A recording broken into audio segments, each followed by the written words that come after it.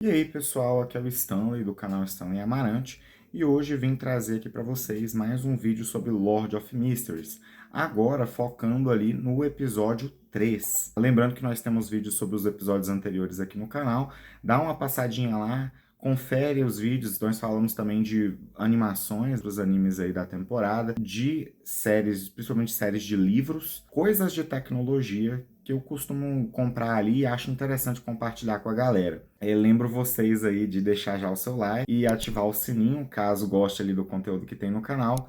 E vamos ao vídeo. Vamos falar agora do episódio 3, né, que se chama O Caderno.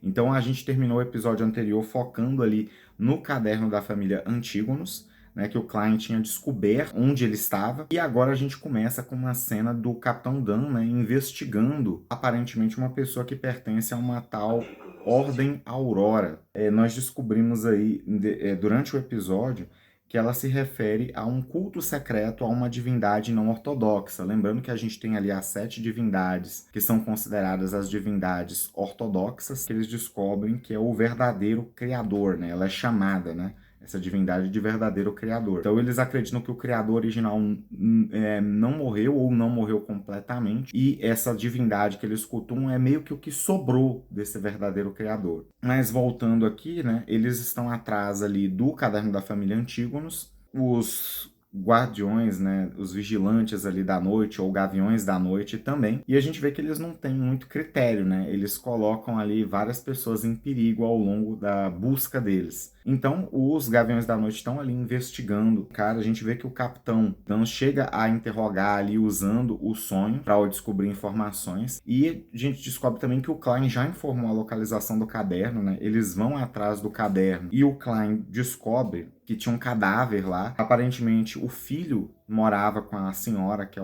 a pessoa que faleceu.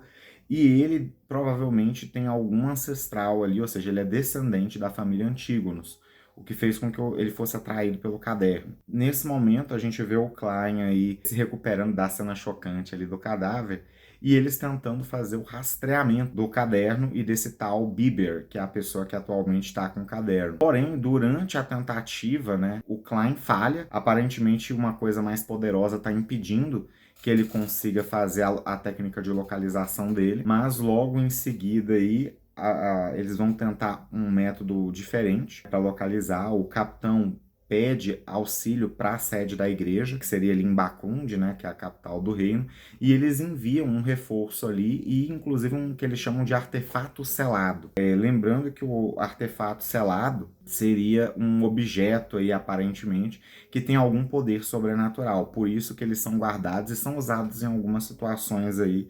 específicas. E só lembrando, né, para a gente já trazer aqui algumas habilidades do caminho do vidente, relembrando o primeiro caminho que a gente vai focar um pouco nesse episódio, que é o do Klein, a gente percebe que a sequência 9, né, desse caminho tem o poder ali mais ou menos de rastreamento, de adivinhação, a visão espiritual e a familiaridade com rituais, né? Então eles conseguem executar rituais, que é uma coisa que nem todos os caminhos em sequência inicial conseguem. Além disso, a gente tem aí a aparição desse primeiro artefato selado, que é quando chega essa nova galera aí para dar o reforço. E o Klein também recebe um outro objeto aí interessante, que não é um artefato selado, tá?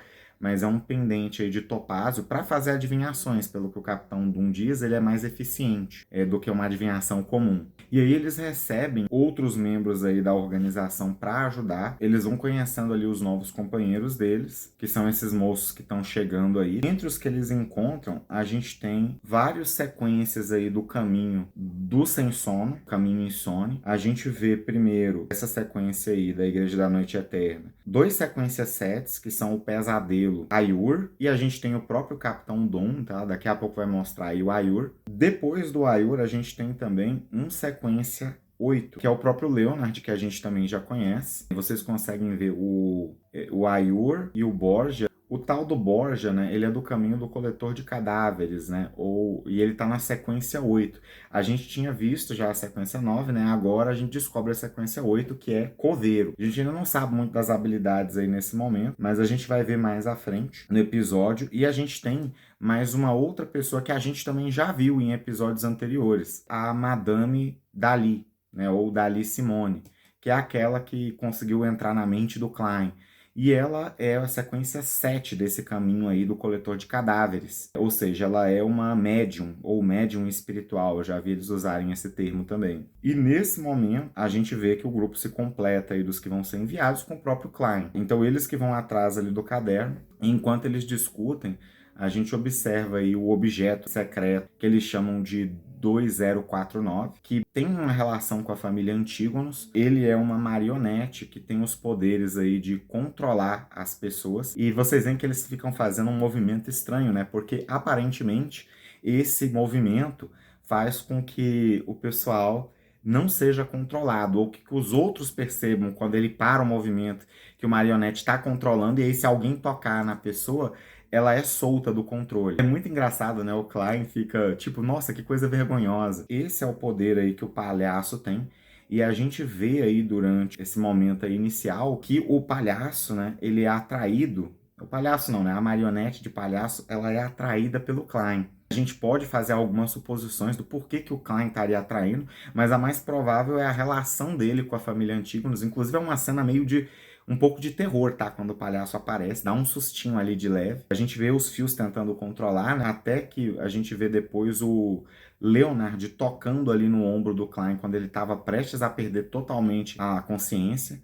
E aí volta. Mas o palhaço claramente gosta, ele fica seguindo o Klein, né? E depois a gente vê acontecendo algo semelhante com o Doom, mas ali a Dali consegue libertar ele. E tem uma cena também muito engraçada depois aqui, quando eles saem no meio da rua fazendo lá o movimento e todo mundo fica olhando. O Klein passa muita vergonha. É uma cena de fato bem engraçada. Depois eles já vão direto ali, fala sobre os perigos ali da missão. E a gente vê a cena do tal do Bieber ali com o caderno, uma cena meio macabra ali, a gente vê as tripas dele absorvendo o caderno e a gente também consegue observar que ele se transforma numa criatura, né? Ou seja, ele perde o controle. Então só com a força do caderno ele acabou perdendo o controle. E a gente consegue também ver que um palhaço, né, tava ali observando tudo de longe. E se a gente prestar atenção, a gente consegue ver que é aquele palhaço lá do primeiro episódio, que indica ali pro Klein que ele tá sendo seguido. Mas indo aqui, né, a gente descobre que o palhaço também é da Ordem Aurora. Então, aparentemente, a Ordem Aurora tá manipulando as coisas ali desde o primeiro episódio. E aí eles chegam no local onde o Bieber tá, o Klein até tenta adivinhar o que que tá acontecendo lá e se é perigoso, o que que eles vão enfrentar. Mostra que o perigo é considerável. A gente finalmente vem pro confronto, né? Os cavalos fogem e o monstrão vai para cima e a gente vê a demonstração dos poderes do pessoal da igreja, né? Da meia-noite ou da noite eterna. E aí a primeira coisa que eles veem é usar as balas especiais lá que eles têm, que o Klein também tem. Inclusive eles mostram, né? Uns talismãzinhos, uns cartõezinhos que são tipo feitiços que estão armazenados aí. E ele entrega pro Klein usar ali em um momento chave. E o capitão vai para cima, né? A gente vê novamente o olhinho dele brilhando, que significa que ele tentou prender a criatura num sonho para conter ela. A gente vê todo mundo avançando na direção da criatura. O Leonard já usa ali os poderes dele de poeta para conseguir conter a criatura. Então lembra que as coisas que ele fala ali em poesia, elas afetam a realidade. E aí a gente vê a Madame Dali ali tentando também usar as habilidades dela de contenção, né? Usando uma habilidade que parece convocar espíritos de mãos ali dos mortos. E a gente vê que a criatura resiste, né? Os efeitos do poeta da meia-noite parece que não funcionam.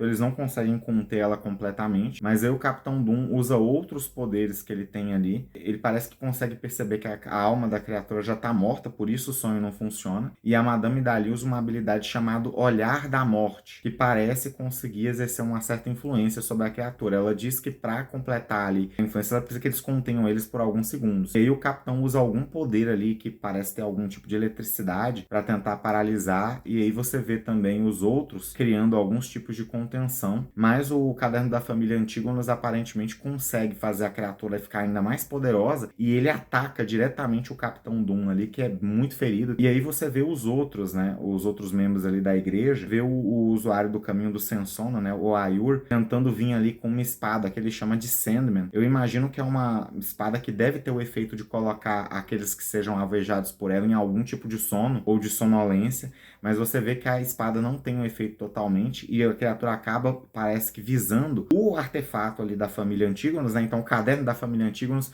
aparentemente busca o outro artefato ali da família, mas as ajudas ali são rapidamente derrotadas, né? O cara do caminho do coletor de cadáveres também não consegue conter e ele vai rapidamente ali ajudar o colega. A gente vê sinais ali de pressão no Capitão Dan. E o Klein, né, vê que a situação tá feia e ele usa aqueles feitiços ali para tentar dar um momento ali de tranquilidade e conter por mais algum tempinho a criatura. E parece que funciona um pouco, porque a Madame Dali consegue finalmente agir e usa uma habilidade chamada Mãos do Submundo, que aparentemente conseguem ali derrotar a criatura de uma forma bem chamativa. E aí ela parece um pouco ferida, tá? Parece que essa habilidade desgastou e o Doom ali fica preocupado com ela. E quando a gente pensa que tudo tá indo bem, o Klein ouve de novo sussurros, né? O Narciso, Flegreia. E aí a gente percebe que o palhaço aparece. Aquele que estava oculto, parece que ele está visando o caderno. Então ele vem ali para tentar recuperar o caderno. E a gente vê uma sequência de ação muito bacana que mostra ali algumas habilidades do Doom de controlar alguns objetos materiais. A agilidade e a habilidade, parece que de ilusão, que esse tal palhaço aí tem. Então, além dessa destreza física muito grande, você vê que ele consegue fazer ilusões, miragens, como eles chamam. E aí eles já falam que provavelmente esse cara é um sequência 7 ou acima. Ele usa várias habilidades ali, além dessas. Ele consegue fazer várias acrobacias, saltos, consegue dar tipo uns tiros de ar, né, umas balas de ar, e a gente observa que uma outra habilidade que ele demonstra ter também é de fazer pequenas explosões, né, jogar fogo nas coisas de leve, e ele também consegue transferir machucados para outras partes do corpo. Tem um momento que ele toma um tiro e ele desvia o ferimento do tiro para a mão dele. E parece ter também habilidades preditivas. Então as pessoas vão tentando acertar e parece que ele sabe onde os outros vão atirar. E aí ele até toma um tiro do Klein, né? E depois a gente vê que o Klein fala que a estratégia dele foi atirar sem tentar acertar especificamente. Ele só joga ali na direção e o tiro acerta. E esse cara também parece conseguir conjurar alguns objetos ali para que tem uma certa materialidade. Né? Parece que até parte das ilusões dele tem uma certa materialidade. E aí, no final, ele consegue quase ali recuar o pessoal todo em cima do Klein. Ele consegue abrir aquele artefato de contenção lá e libertar o palhaço.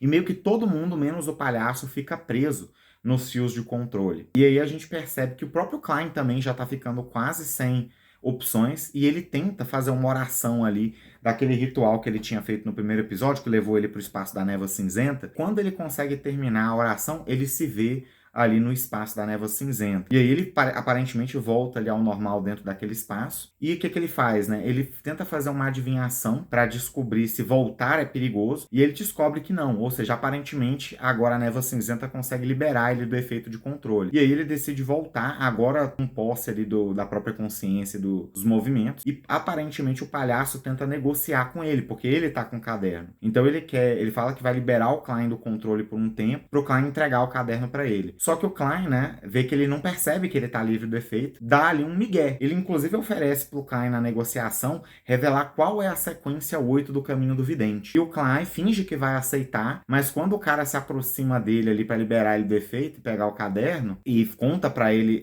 qual que é a sequência 8, eles nem falam pra gente agora. O Klein aproveita para puxar o cara e se libertar ali enquanto coloca o cara dentro da linha de efeito do fantoche. Ele aproveita para disparar 2 tiros, o cara parece que vai se libertar. Quando o cara tá se libertando, o Klein consegue acertar o tiro. E aí, depois disso, ele ainda dá um supetão, assim, que ele levanta e dá um susto em todo mundo, né? Mas ele só fala aqueles delírios de novo, né? O Narciso Flegreia e morre. E aí, a gente, depois disso, vê o pessoal ali, todo mundo recuperando a consciência, porque o Klein tranca de novo o Marionete. A gente até percebe que o Leonard também não estava sob influência total do Marionete. E ele fala isso com o Klein. Nós dois somos especiais e tudo mais. O Klein dá ali uma desconversada. E aí, a gente vê os resultados, né, dessa incursão. Que o artefato lá do Marionete é guardado de novo no portão Chanis, né, e selado novamente. O Capitão Doom ali fala sobre o caderno com o Klein, né, que ele foi levado ali para um santuário principal para ser investigado. E também observam ali mais algumas coisas, né? A gente vê que o Doom tá machucado, assim como algum dos outros. A Dali vai ser levada de novo ali para a capital para se recuperar. E a gente também vê que o Klein, ele é elogiado pelos membros lá do pessoal, porque ele foi reconhecido, porque não é todo vidente que tem esse nível de habilidade que ele demonstrou. A gente até vê uma cena ali do Klein meio pesaroso, né? A primeira vez que ele matou alguém, mas o Doom fala que pra ele não se preocupar com isso. Ele ter matado esse cara provavelmente salvou a vida de várias outras pessoas, né? Pro Klein não se preocupar em ficar com peso na consciência. A gente vem ali depois que o Klein recebe o elogio, né, da galera lá de Backlund, a gente percebe que ele sente uma diferença ali na poção. A gente vê como se fosse a poção dentro dele e ela dá um brilho, como se ela tivesse evoluindo. E aí a gente lembra daquela coisa do Diário do Imperador Rosélio, de atuar para digerir a poção. Então parece que ele atuou como um bom vidente e a poção foi um pouco mais digerida.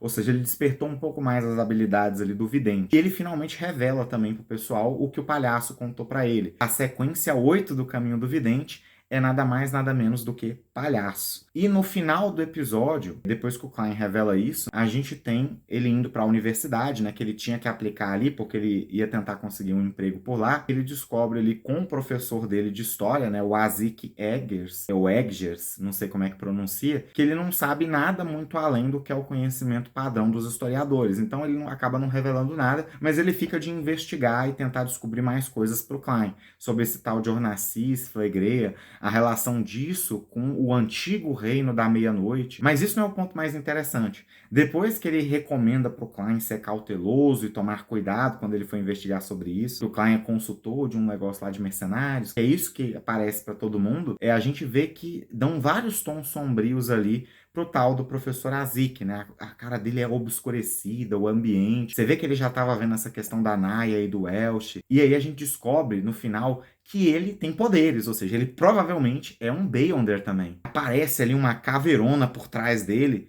e você fica, caraca, de que caminho é esse cara? Então a gente fica ali meio sem saber qual é o caminho desse cara, mas ele parece poderoso, né? Pelo menos ele passa uma aura ali de poder, com essa caveirona aí que aparece por trás dele. E o episódio, basicamente, acaba aí nessa cena. A gente tem depois aqueles chibizinhos ali falando da vida cotidiana, e tem umas cenas um pouco extras ali, mostrando outros elementos ali da vida do dia a dia deles, né? Do Benson, do Klein e da Melissa. Mas é só coisinha extra. Depois a gente vem ali para Opening e basicamente é isso. Então a gente conseguiu aí ver algumas das habilidades que a gente tem nesses caminhos. E encerro por aqui, né? Lembrem de conferir, logo pretendo estar lançando aí para vocês também a minha análise do episódio 4. E é isso aí, novamente, não esqueçam de deixar o seu joinha, né? De se inscrever no canal e ativar o sininho se quiserem receber as notificações do próximo vídeo. Logo mais vou falar minhas impressões das continuações da temporada de julho, né? O que eu tô achando e até recomendar algumas que você talvez até tenha visto, mas não tenha se interessado tanto, que são boas.